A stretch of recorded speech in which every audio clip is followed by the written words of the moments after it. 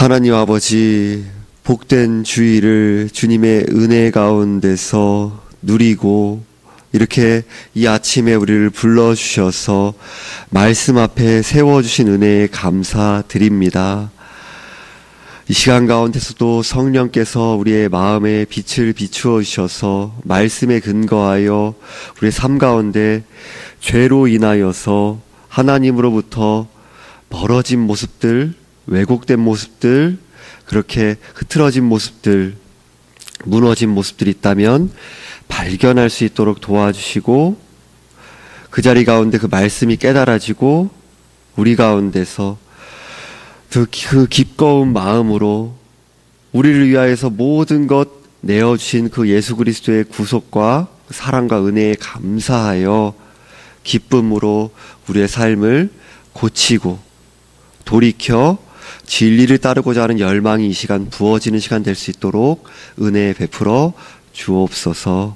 감사드리며 우리 주 예수 그리스도의 이름으로 기도드리옵나이다. 아멘.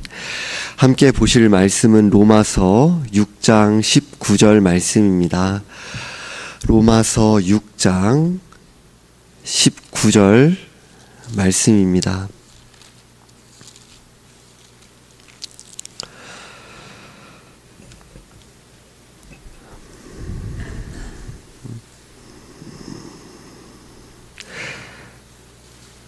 합독하시겠습니다. 너희 육신이 연약함으로 내가 사람의 예대로 말하노니 전에 너희가 너희 지체를 부정과 불법에 내주어 불법에 이른 것 같이 이제는 너희 지체를 의에게 종으로 내주어 거룩함에 이르라. 아멘.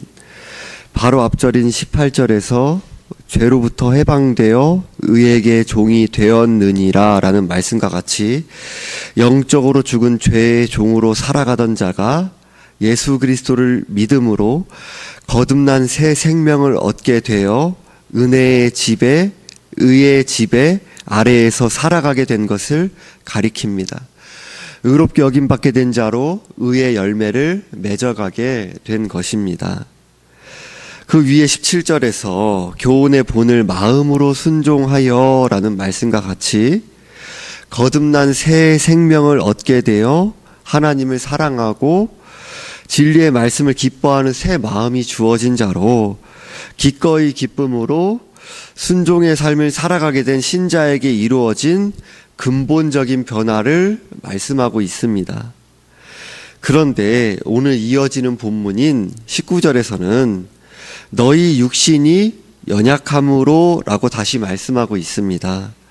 구원을 받고 죄 용서함을 받게 되었으며 의롭게 여김받게 된 신자이지만 아직 죄의 부패함이 남아있는 연약함을 지닌 채로 이 땅을 살아가는 신자가 겪는 긴장과 어려움을 가리킵니다. 신자는 하루하루 죄의 소욕과 악한 영의 유혹과 이 세상의 죄악된 가치관의 영향을 받으며 살아갑니다. 신자는 죄의 지배를 받으며 계속해서 죄를 지을 수밖에 없었던 죄의 종로로 타던 자에서 우리가 본래 이런 존재였죠. 이런 자에서 거룩하고 의로우신 예수 그리스도와 연합한 자로 하나 된 자로 의롭게 여김을 받고 또 이제 의롭게 여김받게 되는 건 하나님께 받아들여졌다. 완전히 거룩하고 의로운 자로 전혀 죄가 없는 자로 여겨주신다. 근데 이렇게 이러한 은혜를 입은 자는 그 이러한 자리에서만 안주하는 마음이 그렇게 머무를 수 있는 그 마음으로 있지 않죠. 우리에게 주신 새 생명은 역동하는 그 부활 생명이니까요. 의의 열매를 맺어가게 된 것입니다. 신자는 자신의 힘과 능력으로는 말씀을 지켜낼 능력이 없는 연약한 자라는 것을 인정하며 매일매일 순간순간 주님의 도우시는 은혜를 간구하며 자기를 부인하고 순종의 삶을 살아가기를 분투하는 것입니다. 내가 사람의 예대로 말하노니, 그러니까 이제 오늘 본문 말씀을 일단 일반적으로 국어 문법이 읽어지는 대로 보시면 너희 육신이 연약함으로 내가 사람의 예대로 말한다, 이렇게 육신이 연약하니까 사람의 예대로 설명한다라고 이렇게 바울 선생님이, 바울 사도께서 설명하시는 것 같잖아요. 근데 이제 원문의 이제 구조를 보면은 육신이 연약하다, 우리 육신의 그 죄의 부패함에 대해서 이야기하고 또 사람의 예대로 설명한다라는 부분들이 나눠지는, 마치 이렇게 이러해서 이렇게 설명한다라는 그런 번역이라기보다는 사람의 예대로 설명한다라는 것은 이제 지금까지 앞에 문맥부터 살펴보았던 일상생활에 접하는 것들을 예로 들어서 설명한다는 것입니다. 그러니까 몸의 지체에 대해 설명했고요. 종과 같은, 의의 종이냐 아니면 이제 의의 종이냐 죄의 종이냐, 은혜의 지배 아래에 있느냐, 죄의 종로로 타고 있느냐, 그런 종에 대해서, 또 이제 일상생활에 접하는 이런 몸에 대한 것들, 이런 것들 예로 들어서 설명한다는 것이죠. 전에 너희가 너희 시체를 부정과 불법에 내주어 불법에 이른 것 같이라는 말씀과 같이 우리는 거듭남의 은혜를 입기 전에는 죄악을 따라 부정과 불법을 계속해서 범하며 불법의 열매를 맺으며 살아갔습니다. 그러나 이제는 너희 지체를 의에게 종으로 내주어 거룩함에 이르라 라는 말씀과 같이 신자는 거듭남의 은혜를 입게 되어 의의 종이 된 자로 성령의 은혜를 의지하여 말씀을 따라 거룩하게 빚어져가는 의의 열매를 맺어가기를 힘쓸 것을 말씀하고 있습니다. 나 자신은 하루하루 거듭남의 은혜를 입은 자로 의의 열매를 맺어가기를 간구하고 분투하고 계십니까? 만약 우리가 신자라고 스스로를 여기면서 하나님의 말씀에 순종하는 것을 가볍게 생각하고 그러하다면 우리가 어떤 미사역으로 신앙을 표현하든 하나님을 경외하지 않는 것입니다. 우리가 신자라고 한다 하더라도 적어도 그 순간은 우리가 아무리 어떤 화려한 겉포장지로서 하나님을 높입니다, 하나님 사랑합니다 이렇게 고백한다고 할지라도 그 순간은 하나님을 경외하는 것이 아닌 것이죠. 하나님이 별로 자신에게는 중요하지 않은 것입니다. 물론 말씀에 실수나 실패 없이 이 땅에서 100% 완전히 순종하는 사람은 없습니다. 신자도 이 땅을 살아가며 수도 없이 실패합니다. 말씀과 자신의 상황 사이에서 머뭇거리고 갈등할 때도 있습니다. 때로는 다윗처럼 심각한 불순종에 죄를 범할 수도 있습니다. 그러나 본질적으로 신자의 마음은 하나님의 말씀에 순종할지 말지를 고민하는 것 자체를 옳은 것으로 여기지는 않습니다. 그러니까 엘리야가 그 바알 선지자, 아세라 선지자들과 갈멜 산에서 그렇게 맞설 때에 너희가 어느 때까지 머뭇머뭇하리느냐, 하나님과 바알 중에 선택하라 이렇게 이야기하지 않습니까? 그 머뭇거리는 것 자체가 정상적인 모습이 아닌 거죠. 왜냐면 우리에게 하나님께 마음으로부터의 순종을 드리는 자 아닙니까? 근데 이제 우리가 그 성령의 충만한 은혜 가운데 있을 때는 기꺼이 우리 자신을 드리는 모습을 나타나지 않습니까? 머뭇머뭇거린다라는 것은 그 자체가 이미 죄의 모습이 담겨져 있는 것, 죄의 마음이 담겨져 있는 것이죠. 불순종하는 것을 정상적인 것으로 받아들이지는 않습니다. 나의 불순종과 실패 때문에 괴로워하고 하나님께 회개하는 마음이 신자에게는 주어지게 되었습니다. 지옥에 갈까봐 무섭거나 하나님께서 나를 치실까봐 두려워하는 것이 아니라, 그것이 근본적인 동기라서 그런 것이 아니라 나의 불순종으로 하나님께 죄를 짓고 하나님의 마음을 상하게 한 것을 괴로워하는 것입니다. 이것이 가장 중요한 것입니다. 속상한 것입니다. 내가 사랑하고 내가 기뻐하는 하나님께 내가 또 죄 가운데 타협했구나, 이렇게 무너졌구나, 죄 가운데 죄를 사랑했구나, 죄를 기뻐했구나, 이런 것을 애통해하는 것입니다. 만약 이런 마음이 없이 계속해서 죄를 고집하며 회개하지 않는다면 우리는 구원받은 신자가 아닐 수도 있는 것이죠. 신자는 하나님을 경외하며 말씀의 권위 아래에 사는 자입니다. 우리가 구원을 받기 전에는 내가 기준이 되어 내 뜻을 따라 내 마음대로 살아갔습니다. 하지만 예수 그리스도는 나의 구원자가 되시며 나의 주인이신 주님으로 믿음으로 구원을 받은 사람은, 즉 신자는 주님의 권위 아래에 사는 자가 된 것입니다. 주님의 말씀이 나의 기준이 된 것입니다. 하지만 우리들이 일상 속에서 쉽게 간과하고 스스로를 합리화하는 것은 큰 죄와 작은 죄를 구별하면서 작은 죄를 가볍게 여기는 것입니다. 소요리 문답에 보면은 이제 큰 죄, 작은 죄에 대해서 구별을 해요. 근데 그 큰 죄, 작은 죄 이런 것을 오히려 나를 방패막이 삼는 그런 근거의 모습으로 나타나는 것, 그것은 이제 거짓된 것이죠. 신자는 이 땅에서 완벽한 순종의 삶을 살아갈 수 없지만 하나님의 모든 말씀 앞에서 말씀의 기준을 합리화하지 않고 순종하기를 간구하고 분투하는 자입니다. 날이 갈수록 진리를 따라 힘쓰는 자입니다. 때때로 죄를 짓더라도 회개하며 애통하고 더욱 말씀을 따라 순종하며 자라가기를 간구하고 말씀 회피하지 않고 말씀 순종을 힘쓰는 자가 신자입니다. 이런 중심과 삶이 여러분들 가운데 이루어지게 된 것입니다. 날이 갈수록 뚜렷해지고 있잖아요. 만약 어떤 군인이 나는 상관의 모든 명령에 복종하겠지만 사소한 일은 내 마음대로 하겠다고 한다면 참된 군인이라고 할 수 없는 것이죠. 우리가 참된 신자라면 큰 죄만 짓지 않으면 하나님께서 신경 쓰지 않으실 거야 이렇게 생각할 수 있을까요? 바다에 떠다니는 배가 침몰하는 것은 꼭 큰 구멍만이 아니라 작은 구멍만으로도 물이 새어 결국에는 침몰할 수 있는 것이잖아요. 야고보서 2장 10절에서는 누구든지 온 율법을 지키다가 그 하나를 범하면 모두 범한 자가 되나니라고 말씀합니다. 우리가 이 세상의 기준을 가지고 이 정도 작은 죄는 사람이니까 괜찮지 뭐 이렇게 여기면서 합리화하는 각자의 부분이 있지는 않으신지요.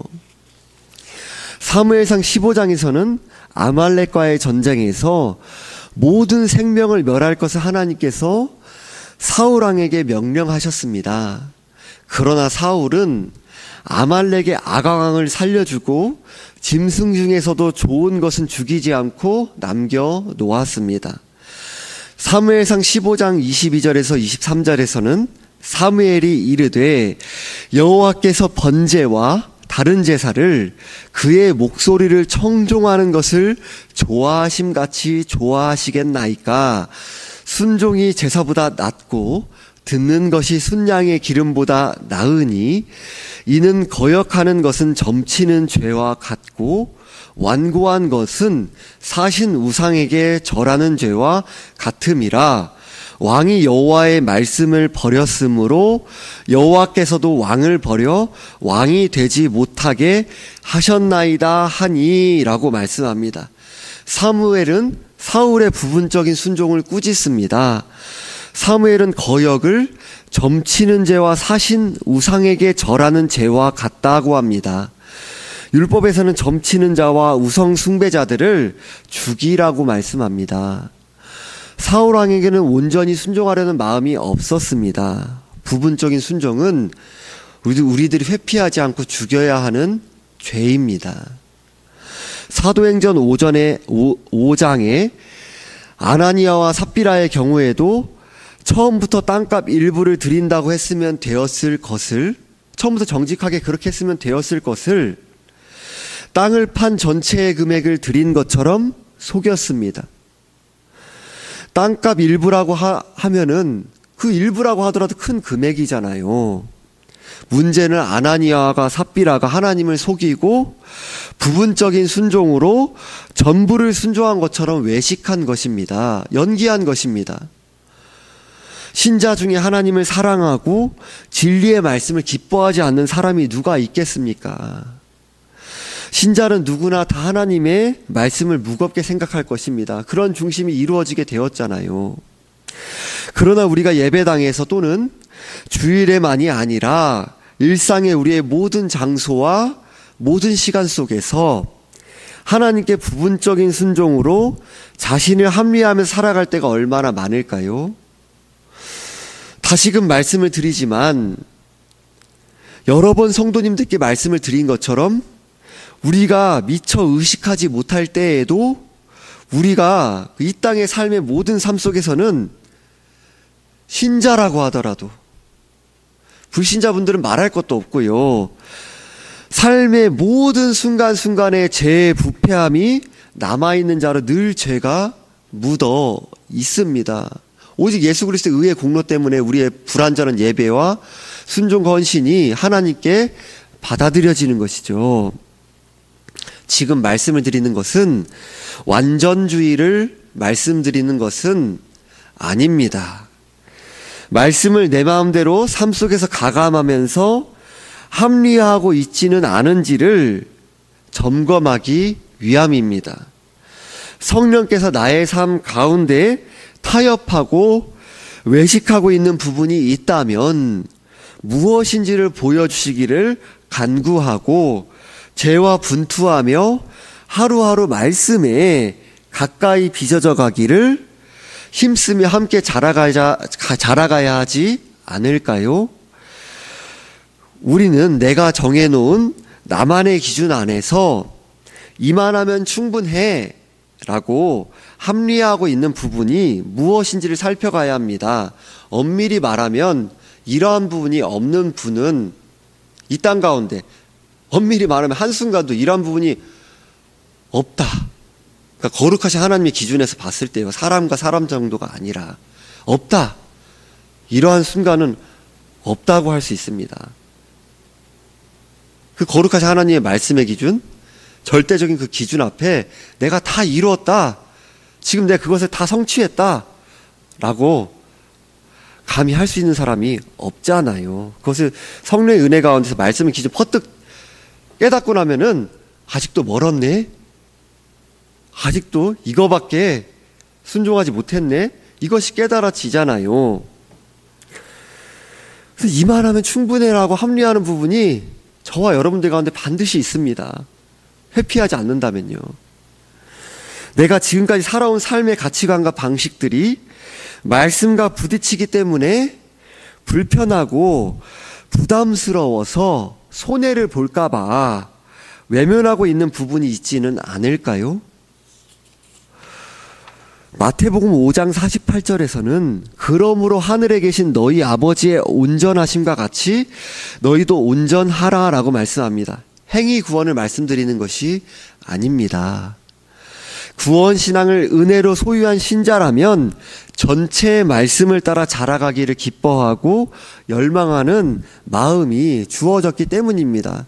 성령님이 또한 여러분들 가운데 내주하시면서 힘과 능력과 지혜를 끊임없이 공급하시면서 그 말씀을 따라서 끊임없이 자라가도록 도와주고 계세요. 이 땅에서 죄의 오염을 가진 자로 완전히 하나님 아버지의 온전하심과 같이 온전해지지는 못하지만 그리스도의 장성한 분량이 충만한 데까지 이르기를 갈망하며 우리들이 이것을 이 땅 가운데서 완전히 그것이 이룬 것을 경험하지는 보지는 못하죠. 우리가 이 땅에 숨을 거둔 때 주님 다시 오실 그때에 죄의 영향을 전혀 받지 않는 자로서 우리들이 그러한 은혜를 전혀 죄의 영향을 받지 않고 막힘없이 누리게 될 것입니다. 그러나 우리 합리화하지 않고 그리스도의 장성한 분량이 충만한 데까지 이르기를 갈망하며 전체 말씀을 따라 하루하루 성령을 의지하여 죄의 소욕을 자기 부인하고 모든 영역과 순간에 말씀을 따라 순종하기를 분투하는 것입니다. 매일을요.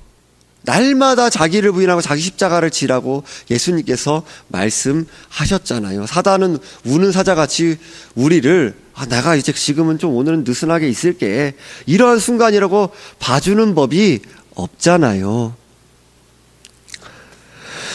만약 하나님의 말씀이 나의 삶 속에 절대적인 권위가 아닌 부분적인 권위에 머물고 있다면 우리는 매우 위험한 위치에 있는 것입니다.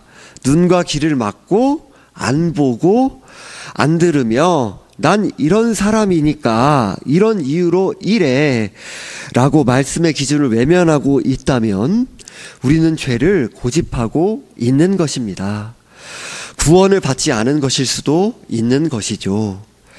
지금 말씀의 내용에 대해 알고 있는지를 여쭤보고 있는 것이 아닙니다. 사람과의 관계가 있어서 문제가 없는 정도를 여쭤보고 있는 것이 아닙니다. 하나님의 말씀의 기준 앞에서 나는 말씀을 절대적인 기준으로 여기며 말씀을 따라 나의 삶에 죄된 부분을 회개하며 돌이키고 고치며 말씀을 따라 순종하기를 간구하며 분투하고 계신가요? 기도드리겠습니다. 하나님 아버지, 말씀 앞에 설 수 있도록 우리를 도와주옵소서. 어두워진 우리의 마음의 눈을 밝혀 주옵소서. 진리의 말씀을 날이 갈수록 그 자체로 가감하지 않고 깨달을 수 있도록, 회피하지 않을 수 있도록 도와주옵소서. 진리의 말씀만이 참된 복이요, 기쁨이요, 자유함이요, 행복이요, 우리의 모든 것 된다는 그러한 중심과 삶 가운데 우리들이 더욱더 그 은혜를 만끽할 수 있도록 도와주옵소서. 우리의 죄된 부분, 주 은혜 가운데서 성령께서 주시는 그 은혜 가운데 마음을 시원케 하는 그 회개가 우리 가운데 이루어질 수 있도록 도와주시고, 진리의 말씀을 따라 주님을 사랑하기에, 기뻐하기에 기꺼이 기쁨으로 나의 고집스럽던 죄를 꺾고 내려놓고 주님 앞에 보이지 않지만 죄를 버리고 말씀을 따라 살아가면은 보이지 않는 영역 가운데 나의 삶을 던지는 것 같지만 주님이 나의 방패가 되시고 나의 모든 것이 되시고 시험 당할 쯤에 피할 길이 되시고 나의 삶을 지금까지 인도하여 오셨고 앞으로서도 가장 선한 길로 주장하시고 인도하시고 주의 영광을 위하여서 내가 바란 적도 없을 때부터 부르셨고 또 그렇게 그러한 자리로 끝까지 인도하신다는 그러한 신뢰가 더욱더 뚜렷해지게 하시며 그러함으로 말씀을 따라 기쁨으로 순종하는 우리의 삶이 될 수 있도록 인도하여 주옵소서. 감사드리며 우리 주 예수 그리스도의 이름으로 기도드리옵나이다. 아멘.